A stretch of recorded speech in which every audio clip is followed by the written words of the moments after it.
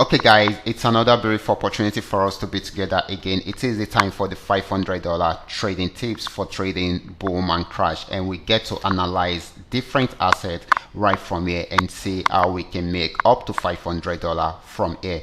But before I go fully into it, in case you are joining me for the first time, I welcome you all to Qora Digital Cash. I only use this channel to teach you my trading strategies so that you too can implement the same thing while trading. So take your time, study my videos, study the strategies, practice very well before trying them out on your real account. If you love my videos, can you give me a thumbs up and share with families and friends? Okay, these are the assets we'll be checking out. Everything I will be doing in this video is going to be based on my own personal analysis, trading tools, and the exact time frame I will be using. The performance also depends on when you are seeing this video, so that means you need to have a recheck on the chart if you are not joining me live and direct. Okay, so this is very important. As for the $500 profit per day, it all depends on your trading capital. The more your trading capital, the easier it is. Now let's go straight into what we have right here, starting with boom 1000. I am on 5-minute time frame using the 3M trend milker trading indicator.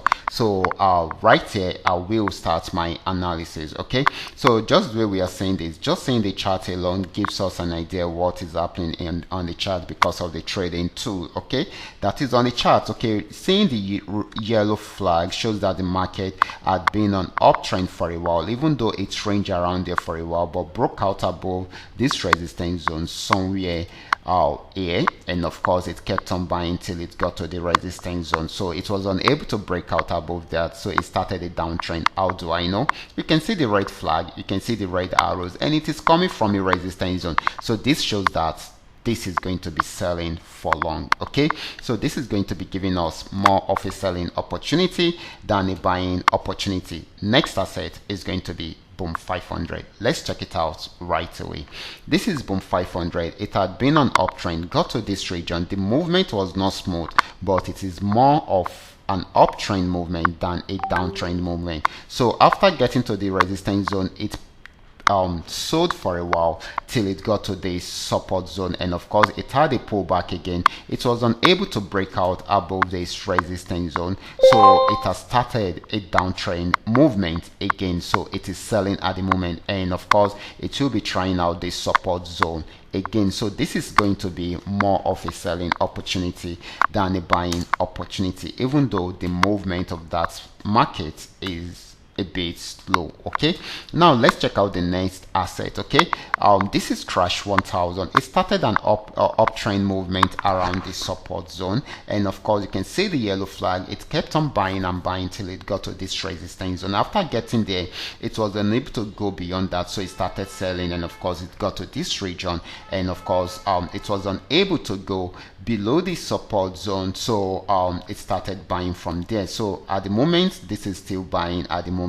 Of course it is possible for it to find difficult to break out from this resistance zone, and if it's unable to break out from there, okay, you should see it selling down till it get to this support zone again, and just for it to try it out again to see if it will be able to break out below it or not. But once it breaks out above this resistance zone, it will keep on buying. Okay, this is still buying at the moment. Okay, so we should take note of that. Okay, so the next asset is going to be crash 500. Let's check it out right away. This is crash 500, and of course just the way we are seeing it, this had been on uptrend for long, got to this resistance zone, was unable to break out above it, so it started a downtrend right from there, got to the support zone, had a pullback and went back there to break out below it, and it has gotten to this support zone. The market is playing around there for a while, and of course still more of a selling opportunity, still giving more of a selling opportunity than a buying opportunity. But if it's unable to break out below the support zone, it will go back on buy trend, but for now it is still selling. Okay, next asset, which is going to be the last one, is called V75. Volatility 75 in full. Okay, so volatility 75 had been on uptrend for a while, got to the resistance zone, had to sell till it got to this support zone, and it went back on uptrend again, still unable to break out above this resistance zone, and at the moment it is selling, and of course it will be looking out to break out from this particular support zone. Once it breaks out below it, then definitely it should be checking days out again. So if it breaks out below this, it will have to get to the last part of the chart, okay, which is going to be somewhere here, and which is going to be a major support zone. Okay, so this is still selling at the moment. Okay, so these are all that we are able to come up with tonight. All you just need to do is just for you to understand every part of the analysis and apply them carefully whenever you are trading. I will be stopping right here. Remember, this is coming to you courtesy Qora Digital Cash. If you have any question at all, feel free to contact me. My contact details are in the description box below this video. You can also drop your questions within the comment section. I'll always be there to reply you. Watch out for my next video. Until then, God bless.